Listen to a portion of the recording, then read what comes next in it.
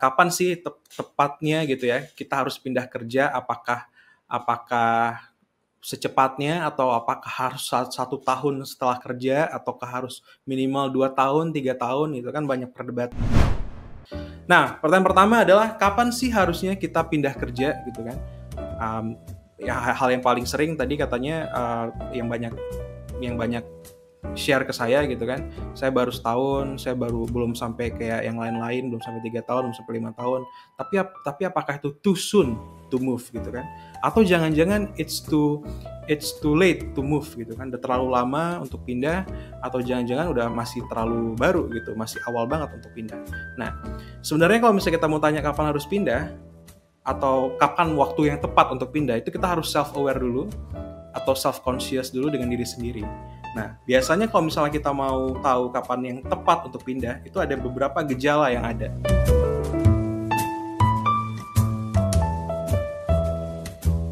Jadi kayak penyakit ya, kalau misalnya kita belum tahu penyakitnya gitu kan, yang tepat apa, tapi bakal ada gejala-gejala yang mengindikasi kalau kita tuh oke, this is the right time untuk pindah kerja. Yang pertama adalah kalau misalnya teman-teman sekarang udah merasakan burnout ya, burnout itu bukan cuma stres, burnout itu bukan cuman hanya sekedar banyak pressure gitu ya, tapi burnout ini over stress dan over pressure gitu. Jadi kalau misalnya burnout itu sampai-sampai kerja gitu ya, sampai-sampai makannya telat, terus tidurnya itu nggak pas gitu, bukan cuma sekali 2 kali nggak tidur tepat, tapi tidur sampai 6 bulan gitu ya, kayak gitu terus. Nah kalau misalnya kayak gitu terus tuh, itu bisa jadi burnout teman-teman, terlalu banyak kerja yang tidak fokus gitu masalahnya. Jadi kalau misalnya teman-teman udah merasa burnout, itu gejala pertama kalau misalnya sekarang adalah saat yang tepat untuk mulai cari-cari kerja gitu ya. Apakah teman-teman sekarang di sini merasa burnout? Coba komen dan coba cari tahu diri sendiri, udah burnout atau belum. Gejala kedua adalah apakah teman-teman sekarang merasa tidak terinspirasi di dalam kerja gitu. Jadi kalau udah bosen gitu kan, rasanya tuh bosen, nggak ada sparknya gitu kerjanya cuman ya masalah masuk kantor aja gitu. Terus tiap hari Senin rasanya tuh mager gitu kan, males masuk ke dalam kantor gitu. Kalau misalnya ada rasa-rasa kayak gitu, berarti ada hal yang salah tuh, gejala-gejala yang membuat untuk either untuk pindah kerja atau cari tahu apakah ini sesuai dengan career plan-nya. Yang ketiga, ini biasanya alasan yang paling salah satu yang paling besar gitu ya, kenapa mereka atau teman-teman profesional itu pada pindah kerja. Itu lagi-lagi nggak dapat promosi gitu ya. Tapi dalam satu konteks gini nih, bukan masalahnya kita nggak dapat promosi, kita nggak entitled dapat promosi gitu ya. Promosi, kalau promosi enak dong, bisa naik benefit gitu kan, naik gaji gitu kan. Tapi ini maksudnya ketika kita udah perform sesuai dengan target gitu kan, tapi kita nggak di-recognize dan kita tidak dijadikan kandidat atau bahkan kita tidak dipromosikan gitu ya. Nah itu bisa jadi adalah gejala untuk kita pindah ke tempat yang baru. Nah, selanjutnya gejala lainnya adalah kita nggak getting recognition. Nah, recognition ini beda dengan promosi tadi ya, ketika kita melakukan hal yang baik di kantor gitu kan, tapi rasa-rasanya kok kita nggak dapat kredit gitu ya, nggak dapat apresiasi gitu kan. Ini rasanya tuh hal yang sepele ya, kayak kerja untuk apa sih? Apakah untuk dapat apresiasi, apakah untuk dapat duit, untuk dapat gaji atau apa kan?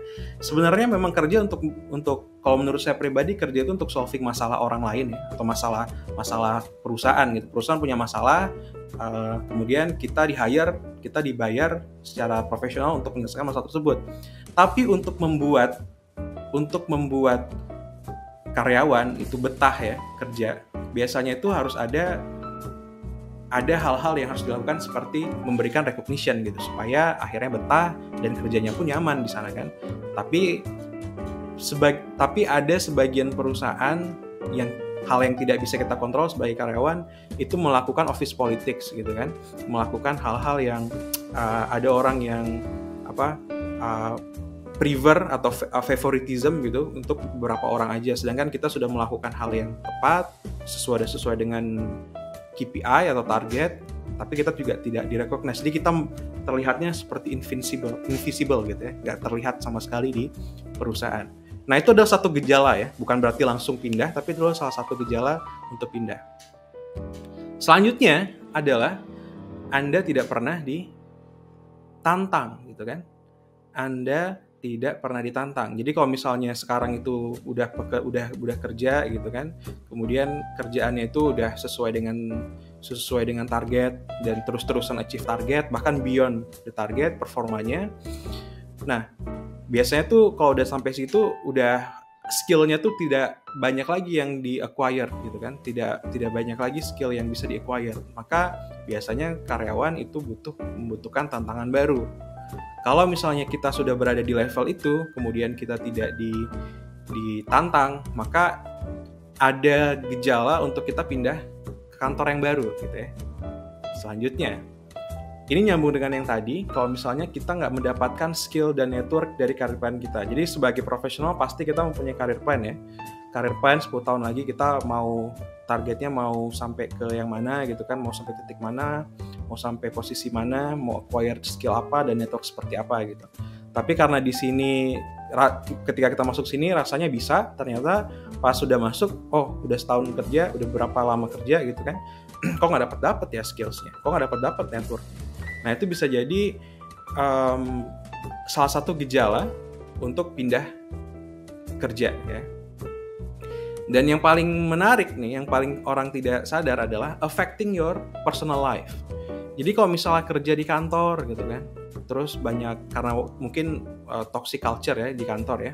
Ketika sudah toxic culture, kemudian berpengaruh tuh ke diri kita sendiri, sehingga kita juga mempengaruhi keluarga yang ada di rumah, kan suami, istri atau anak-anak gitu, teman-teman gitu kan, sehingga lama-kelamaan kita kok berubah ya, jadi orang yang tadinya lebih baik sekarang jadi orang yang suka menggosip misalnya, atau suka backstabbing, atau suka jadi auranya jadi negatif gitu kan, suka marah-marah gitu ya, suka marahin pasangan, suka marahin anak-anak kita sendiri gitu kan. Apa jangan-jangan kerja di tempat yang sekarang itu mempengaruhi personal life kita gitu. Ini hal yang penting yang banyak orang tidak bicarakan, tapi sebenarnya ini mempengaruhi. Kalau misalnya kayak gitu, maka itu adalah gejala yang paling besar ya, yang underrated untuk dipikirkan dan akhirnya pindah ke tempat yang lebih baik. Nah, kesimpulannya adalah kita harus tahu apakah ini internal atau eksternal.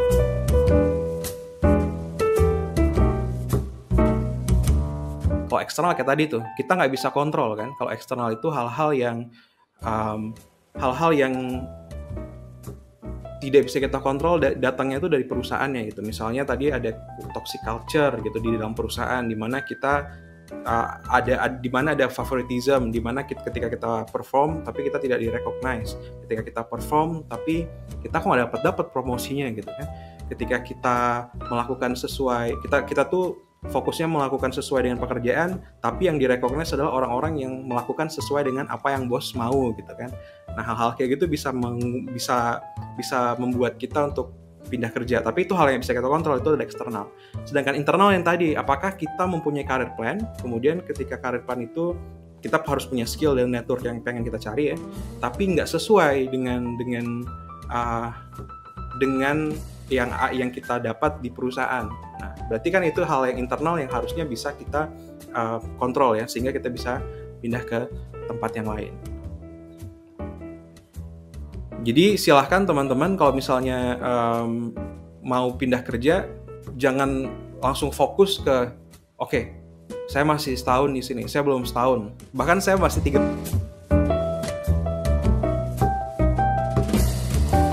bulan gitu. Kalau misalnya 3 bulan pun ternyata udah kelihatan ada office politics, nggak bagus leadership dan manajemennya gitu kan, memastikan kalau berpeluang untuk memastikan kita tidak berkembang di perusahaan tersebut gitu kan, maka 3 bulan probation pun silakan pindah gitu.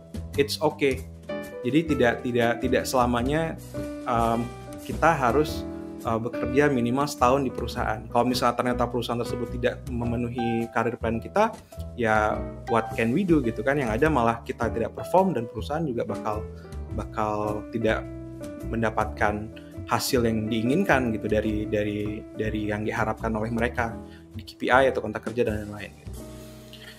Pertanyaan selanjutnya adalah, oh ini ada kata Anton nih, betul tuh Bang gitu katanya. Ada banyak nepotisme. Nah, beberapa perusahaan ada seperti itu. Jadi silahkan dipikirkan gitu ya. Kalau misalnya mau pindah, pastikan gejala-gejala tersebut sesuai, dan kita bakal tanya tadi internal apa eksternal. Terus lanjut nih, kalau belum setahun nggak apa-apa pindah kerja. Kalau menurut saya pribadi 3 bulan ketika probation pun, probation itu dilakukan ya, bukan hanya perusahaan melihat kita, tapi kita juga bisa melihat perusahaan tersebut. Apakah dia bisa memprovide kita punya karir, membantu kita mendapatkan karir depan apa enggak gitu. Dan banyak, nggak sedikit ya, orang yang ketika probation, dia yang bilang, si pekerjanya tersebut yang bilang kalau oke, kita nggak melanjutkan probationnya ya, saya nggak melanjutkan probationnya, saya bakal pindah ke tempat lain. Itu it's okay, karena probation itu adalah waktu di mana kita bisa tahu kita cocok nggak dengan perusahaan juga bisa tahu cocok nggak dengan kita gitu. Jadi it works in both way ya, dua arah ya gitu ya. Jadi kalau misalnya di bawah setahun pun nggak apa-apa, tapi alasannya bukan karena kita terlalu bukan karena kita nggak masuk terus tiba-tiba pekerjaannya sesuai dengan apa yang dibilang di interview terus tiba-tiba kita keluar gitu. Bukan hal yang seperti itu ya. Nah, kalau misalnya dikurang dari setahun pindah, apakah kita nanti bakal dicap kutu loncat gitu kan? Sekarang banyak banget tuh di LinkedIn terutama ya. Banyak bilang kalau misalnya generasi sekarang, generasi milenial, generasi Z gitu kan, Gen Z itu adalah teman-teman yang kutu loncat gitu.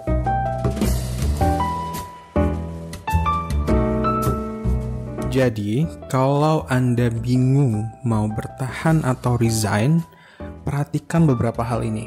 Pertama, perhatikan gejala momentumnya atau waktunya ketika pindah kerja.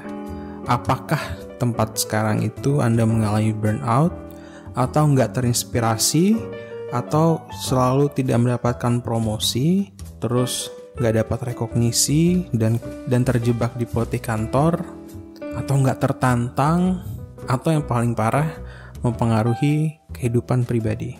Kemudian analisa tuh faktor internal dan eksternalnya. Jangan terpaku dengan masa kerja untuk pindah. Maksudnya bukan berarti karena baru setahun maka nggak boleh pindah, baru 6 bulan maka nggak boleh pindah. Itu nggak begitu relevan. Dan sebenarnya apa sih itu fenomena kutu loncat dan apa pengaruhnya bagi millennials atau Gen Z? Nantikan di part 2. Kalau Anda merasa terbantu dengan video ini, yuk kita like, comment, subscribe, and share agar YouTube bisa merekomendasikan video ini ke lebih banyak orang. Jadi, lebih banyak orang yang terbantu karena Anda. +1 kebaikan hari ini.